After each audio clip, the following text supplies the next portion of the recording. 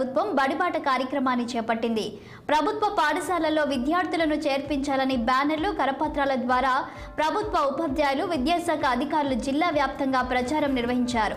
ప్రభుత్వ పాఠశాలలో చేర్పించడం ద్వారా జరిగే ప్రయోజనాలను తల్లిదండ్రులకు వివరించారు. మధ్యాహ్న భోజనం, ఉచిత పాఠ్య పుస్తకాలు, నోట్ పుస్తకాలు, యూనిఫామ్తో పాటు నాణ్యమైన విద్యా బోధన ఉంటుందని ప్రచారం చేశారు.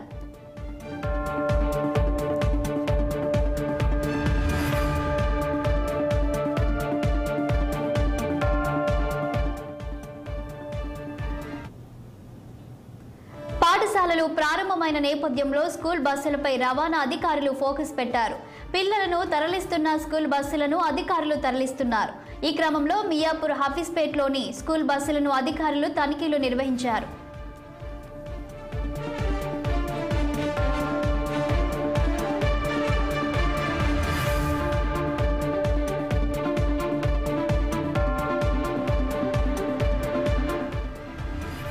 హైదరాబాద్ శివారు రాజేంద్రనగర్లో స్కూల్ బస్సులపై ప్రభుత్వం ఫోకస్ పెట్టింది.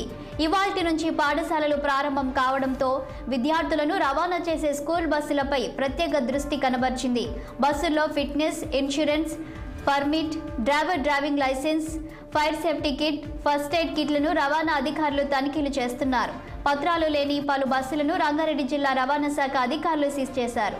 రాజేంద్రనగర్, శంషాబాద్, మొయినాబాద్, షేర్లింగంపల్లితో పాటు పలు చోట్ల అధికారుల బృందం విస్తృత స్థాయిలో సోదాలు నిర్వహిస్తున్నారు.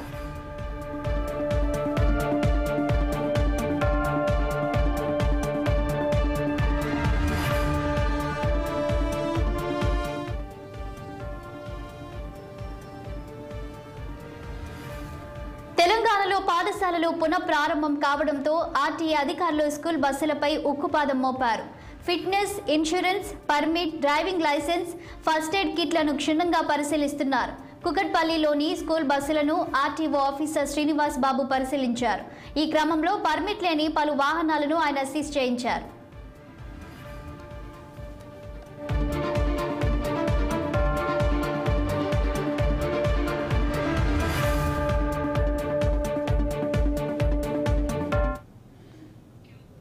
వేసవికాలం ముగియడంతో స్కూల్స్ పునః ప్రారంభం కానున్నాయి. స్కూల్స్ రీఓపెన్ కావడంతో అంతా సందడి వాతావరణం కనిపిస్తుంది.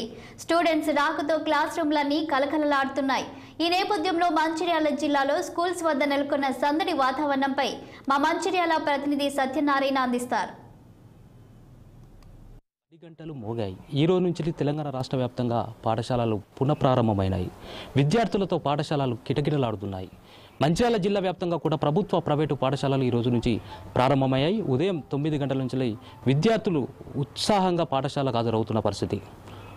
మనం ఇప్పుడు మంచిర్యాల జిల్లాలోని జెండా వెంకటపూర్ హై స్కూల్ వద్ద ఉన్న మనతో పాటు చాలామంది విద్యార్థులు ఉన్నారు.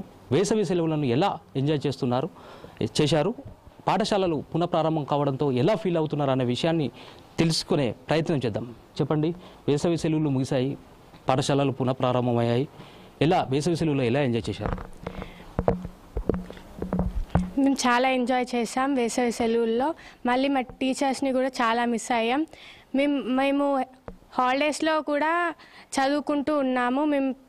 ఇప్పుడు మా స్కూల్ కూడా చాలా బాగా అయింది. మా స్కూల్లో టీచర్స్ ఎక్స్ప్లెయిన్ చేయడానికి చాలా బాగా ఉన్నారు. మా టీచర్స్ ప్రతి సబ్జెక్ట్కి ప్రైవేట్గా ఒక టీచర్ ఉన్నారు. వాళ్ళు కూడా ఎక్స్ప్లెయిన్ చేయడానికి ముందుకొస్తున్నారు. మాకు కూడా చాలా అర్థం అవుతుంది. మేము వేసవి సెలవుల్లో కూడా టీచర్స్ మాకు చదువుకోవడానికి వాట్సాప్లో ఫొటోస్ సెండ్ చేస్తూ మమ్మల్ని చదువుకోమని చెప్పారు. నా పేరు యశోధర. నేను జిల్లా పరిషత్ జెండా వెంకటపూర్ పాఠశాలలో ప్రధానోపాధ్యాయులుగా పనిచేస్తున్నాను. ఈరోజు పాఠశాల ప్రారంభోత్సవం మాకు చాలా చాలా ఆనందం అనిపిస్తుంది. పిల్లలు ఈరోజు పాఠశాలకి రావడంతో పాఠశాల వాతావరణం అంతా కూడా పండగ వాతావరణంలో రకరకాలైనటువంటి పువ్వులతోనూ మామిడి తోరణాలతోనూ పిల్లలకు కొత్తగా వచ్చేటువంటి పిల్లలకు ఆహ్వానం పలకాలన్నటువంటి ఉద్దేశంతో వాళ్ళకి ఇంకా మరింత ఉత్సాహం రావాలన్నటువంటి ఉద్దేశంతో పాఠశాల మొత్తం కూడా పండగ వాతావరణంలో తీర్చిదిద్దడం జరిగింది. అదేవిధంగా ఇన్ని రోజులు చూస్తే నిజంగా మాకు పిల్లలతోనే ఆనందం అనిపిస్తుంది. పిల్లలు లేనప్పుడు చాలా ఇబ్బంది అనిపిస్తుంది. వేసవి సెలవులు ముగించుకొని పిల్లలు రావడం, పాఠశాల వాతావరణం అంతా కూడా కలకలలాడుతూ పిల్లలతో ఆటపాటలు ఆడుతూ చూస్తూ ఉంటే చాలా ఆనందం అనిపిస్తుంది సార్. అదేవిధంగా మరి మా పాఠశాలలో చూసినట్లయితే అన్ని రకాల సౌకర్యాలు ఉన్నాయి. నిష్ణాతులైనటువంటి ఉపాధ్యాయులు ఇక్కడ పనిచేస్తున్నారు. మరి అదేవిధంగా ఈ పాఠశాలకు సంబంధించినటువంటి ప్రతి విషయంలో నేను ముందుండి చూసుకోవడము, అదేవిధంగా పిల్లలకి ఏదైనా సమస్యలు వచ్చినప్పుడు వెంటనే స్పందించి ఆ ప్రాబ్లమ్స్ అన్నిటిని కూడా సాల్వ్ చేయడము, అదేవిధంగా మరి పాఠశాలలో చూసినట్లయితే ఈ సంవత్సరం మంచిగా టీవీ ప్యానల్స్ కూడా వచ్చాయి. వాటి ద్వారా డిజిటల్ క్లాసెస్ కూడా మేము బోధిస్తున్నాం.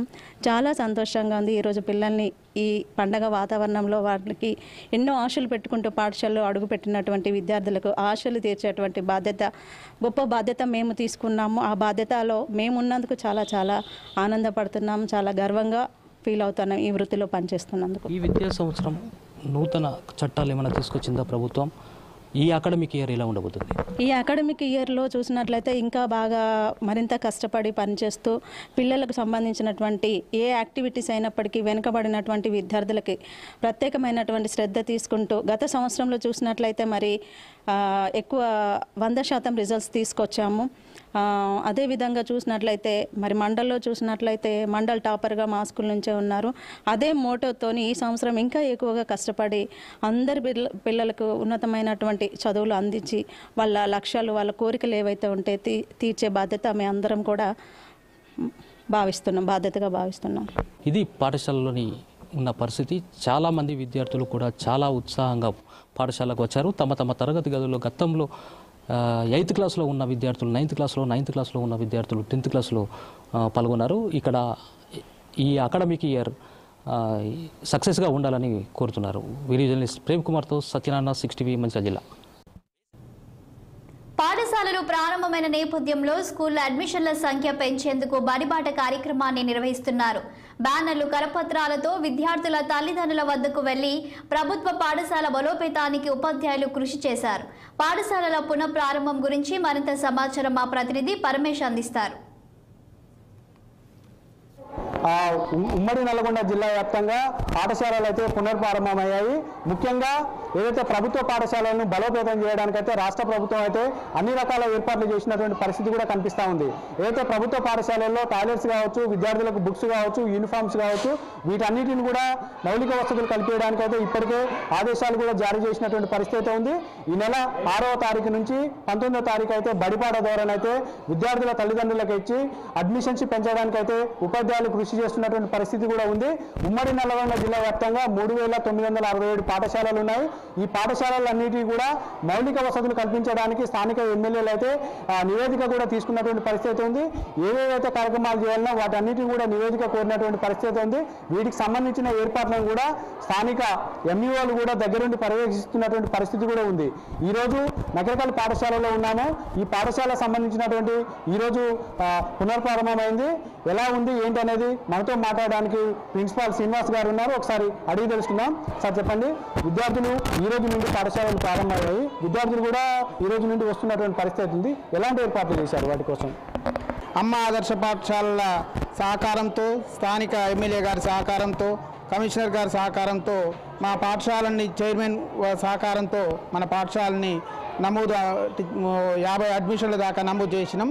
ఈ బడిబాట అనేది డోర్ టు డోర్ సర్వే చేసి ఇంగ్లీష్ మీడియం ప్రవేశపెట్టిన సందర్భంగా ప్రైవేట్ పాఠశాలలు ధీటుగా మన గవర్నమెంట్ ప్రభుత్వము ప్రభుత్వ పాఠశాలను బలోపేతం చేస్తున్నారు. దానిలో భాగంగా పోయిన సంవత్సరం కంటే ఈ సంవత్సరం చాలా అడ్మిషన్లు మాకు పెరిగేటట్టు వాతావరణం కనిపిస్తున్నది. ఈ అమ్మ ఆదర్శ పాఠశాలలు అనేది గవర్నమెంట్ వారు ప్రోత్సహించడంతో అందరూ సభ్యులు ప్రతి డోర్ టు డోర్ ఇంటికి వచ్చి మాకు సహకరించి ఈ కార్యక్రమాన్ని బలోపేతం చేస్తున్నారు.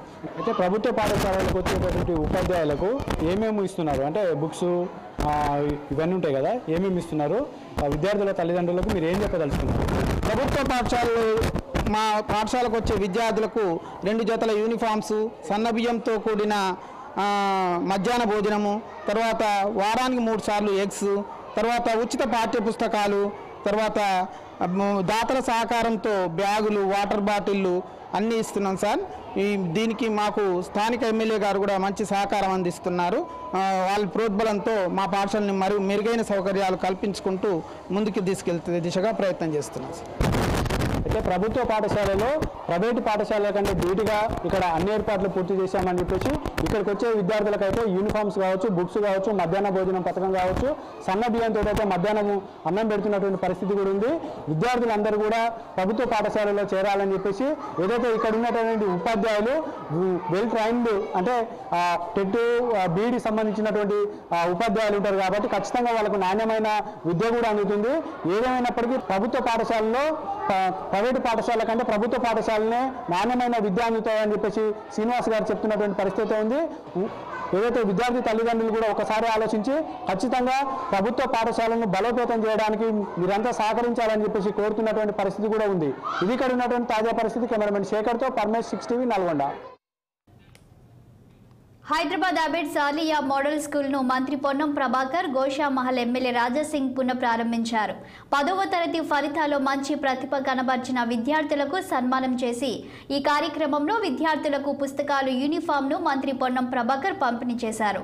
ఈ రోజు పాఠశాల ప్రారంభం సందర్భంగా ఎన్నికల కోడ్ ఉన్నప్పటికీ కోడ్కి ముందే ప్రభుత్వం తెలంగాణలో 26,000 స్కూళ్లకి 1,100 కోట్లతో అమ్మ ఆదర్శ పాఠశాల పేరుతో మౌలిక వసతులు, విద్యుత్, డ్రింకింగ్ వాటర్, టేబుల్స్ ఇలా అన్ని కల్పించామన్నారు.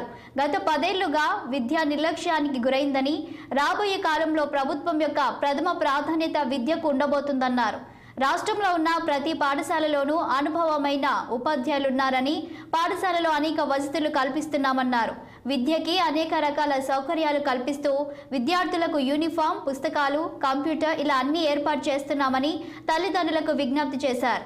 బడిబాట కార్యక్రమం ద్వారా డ్రాప్ అవుట్స్ లేకుండా బట్టలు, మధ్యాహ్న భోజనం ఇంకా ఏ ఇబ్బందులు లేకుండా అన్ని రకాల సౌకర్యాలు కల్పిస్తున్నామని, విద్యార్థులు మంచిగా చదువుకోవాలన్నారు. విద్యార్థులకు సమాజం గురించి, విద్య గురించి ఉపాధ్యాయులు అవగాహన కల్పించాలన్నారు. తల్లిదండ్రులను కోరుతున్న ప్రజాప్రతినిధులు ప్రభుత్వ పాఠశాలల బలోపేతం దిశగా చర్యలు తీసుకోవాలని, మెగా డిఎస్సి ద్వారా ఖాళీలు భర్తీ చేస్తున్నామన్నారు. పిల్లలు ఉన్నత విద్య వైపు మళ్లించే విధంగా ప్రభుత్వ పాఠశాలలు ప్రైవేట్ పాఠశాలలతో పోటీ పడాలని మంత్రి పొన్నం కోరారు.